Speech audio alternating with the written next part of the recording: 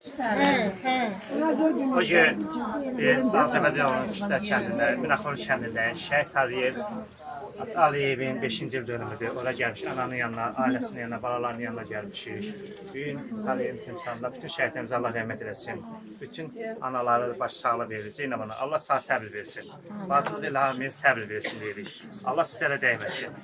Siz yaşayın, balalarınız. Bir gün öz bir qürurla, bir fəxrlə sizin kimi anaların hüzuruna gəlmək özümüzə bir qürur veririk. Ona görə ki, sizin kimi analar bizim üçün böyük bir örnəkdir, dəyərdir.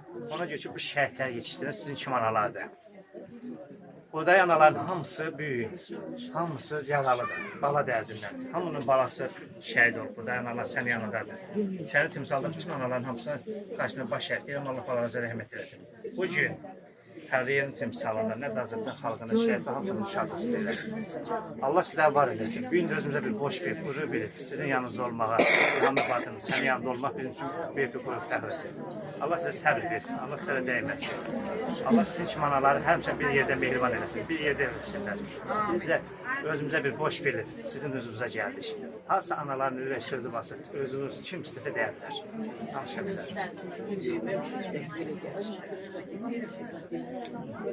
Elinde şaşırtıcıyla geçiyor.